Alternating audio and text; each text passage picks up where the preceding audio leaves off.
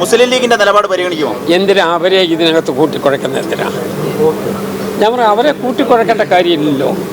അവർ UDF-നകത്തെ വളരെ പ്രബലമായ ഒരു ഘടകകക്ഷിയാണ്.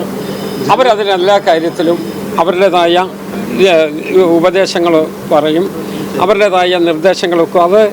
അവരെ എന്തിനാ ഇതിനകത്ത് കൂട്ടിക്കുഴക്കുന്നത്? എന്തിനാ ഇപ്പൊ ഈ കൂടുതൽ നേതാക്കന്മാരെ വിളിച്ചു വരുത്തി കൂടുതൽ വിശാലമായ ചർച്ച നടത്തിയല്ലോ, അത് പോസിറ്റീവായിട്ടാണോ അങ്ങ് കാണുന്നത്? ചിലരൊക്കെ അസ്വാഭാവികമായി ഇങ്ങനെ വേണ്ടിയിരുന്നില്ലല്ലോ എന്ന് ചില ക്യാമ്പുകളൊക്കെ പറയുന്നുണ്ട്. വിശാലമായ ചർച്ച നടത്തിയത് നല്ലതിനാണോ?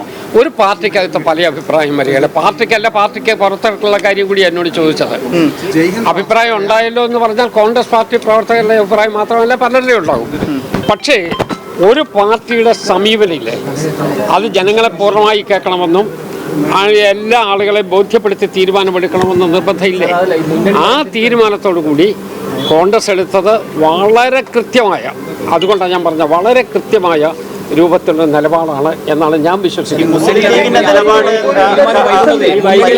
മുസ്ലിം ലീഗിന്റെ നിലപാട് പരിഗണിക്കുമോ? എന്തിനാ അവരെ ഇതിനകത്ത് കൂട്ടിക്കുഴക്കുന്നത്? എന്തിനാ ഞാൻ പറയാം, അവരെ കൂട്ടിക്കുഴക്കേണ്ട കാര്യമില്ലല്ലോ. അവർ UDF-നകത്തെ വളരെ പ്രബലമായ ഒരു ഘടകകക്ഷിയാണ്. അവരതിനെല്ലാ കാര്യത്തിലും അവരുടേതായ ഉപദേശങ്ങൾ പറയും, അവരുടേതായ നിർദ്ദേശങ്ങളൊക്കെ. അവരെ എന്തിനാ ഇതിനകത്ത് കൂട്ടിക്കുഴക്കുന്നത്? എന്തിനാ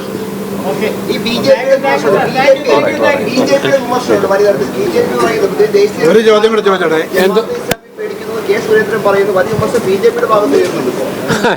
BJP അവർ പല സംസ്ഥാനത്തും ആളിനെ ഇതുവരെ തീരുമാനിച്ചിട്ടില്ല.